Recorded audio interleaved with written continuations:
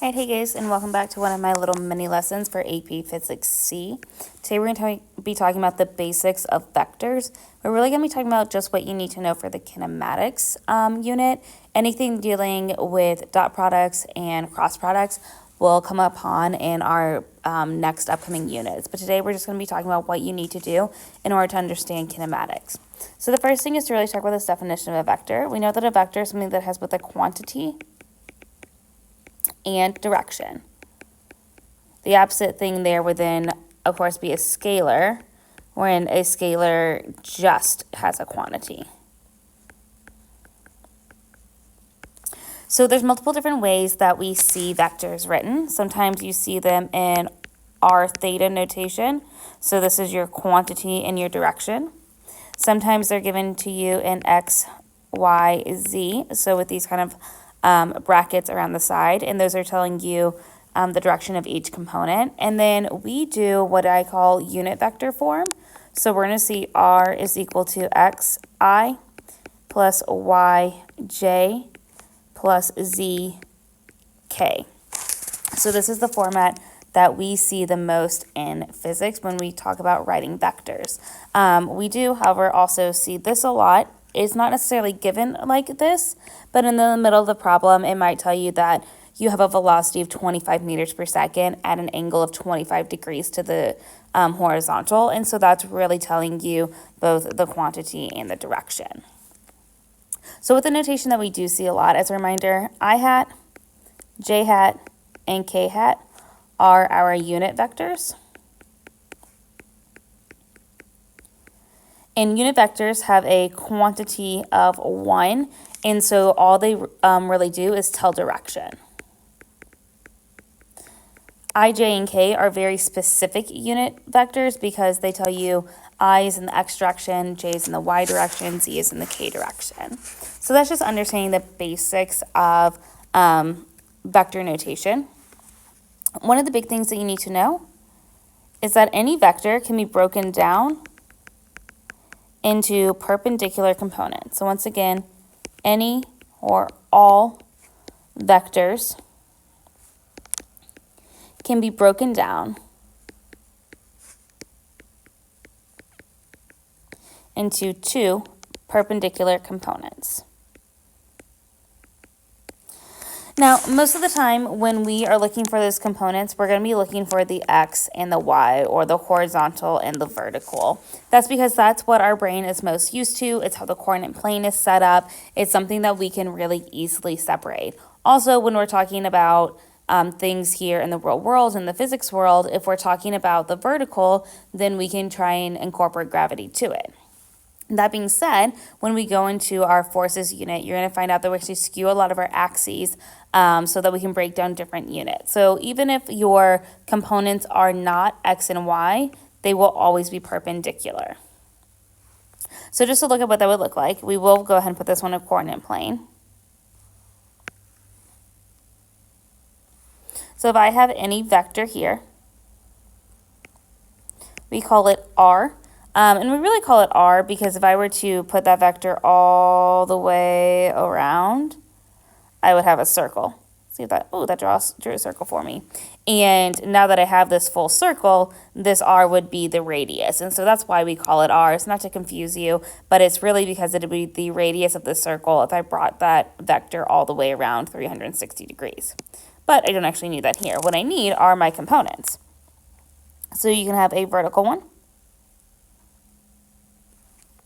and a horizontal one.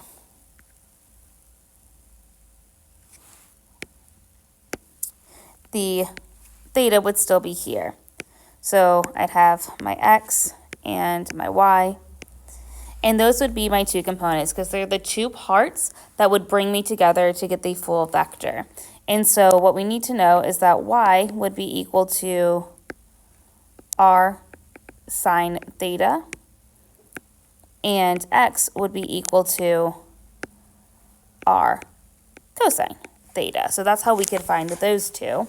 And don't forget that you could always do the Pythagorean theorem that x squared plus y squared would give you r squared. So there's also that relationship there based on what information you have and which direction you're going. So we will use these all the time. And just to show you how this might look in physics, if you know that your velocity, you have some velocity, then you could find your velocity x as that first velocity.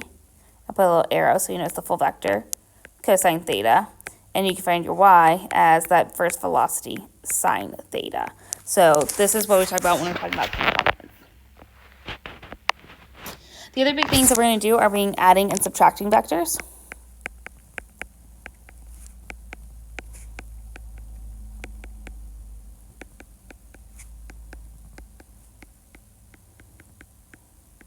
So first off, when you're doing it algebraically, you stay within components.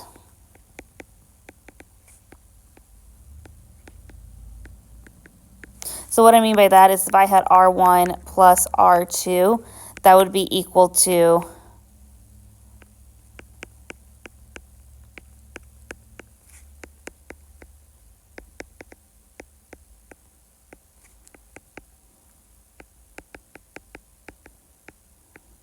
so you can see that I added the x components, I added the y components, I added the z components.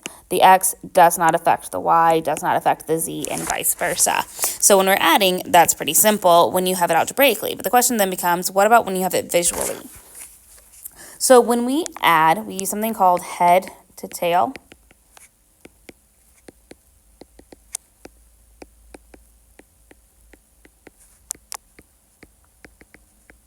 And it looks a little something like this. So I'm going to have a vector here. Oops, I'm going to try that again. This is going to be my A vector, or here we just did R. I'll call this R1.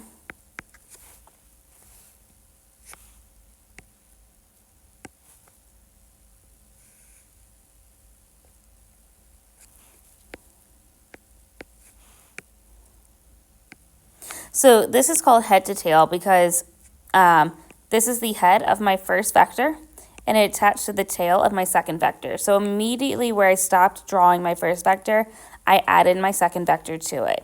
I can then create my resultant.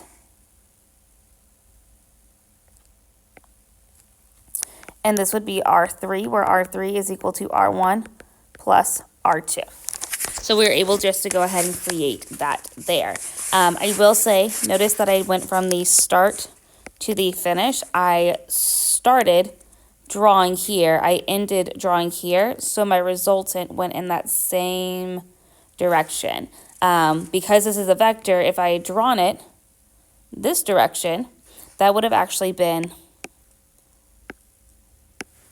negative R3, because I have the same quantity, it is just perfectly 180 degrees. So it is important that we're drawing them in the correct way. That actually gets us set up for what it would look like to subtract. I'm going to go back and draw my first vector again.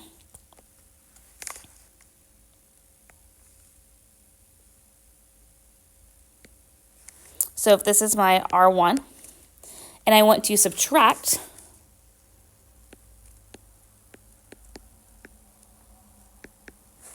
if I want to subtract R2, then I'm actually going to draw R2 in the negative direction. So, oops.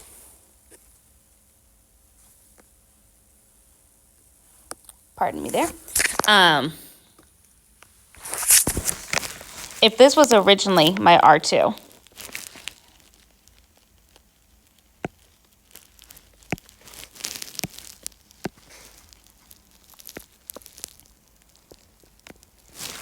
then I could draw it like this to be negative R2.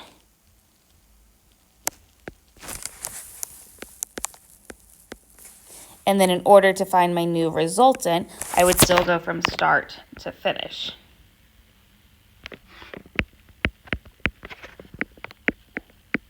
So notice that when we're subtracting them, you can just turn them around. So once again, all that was a negative R2, so you can just go ahead and turn that around.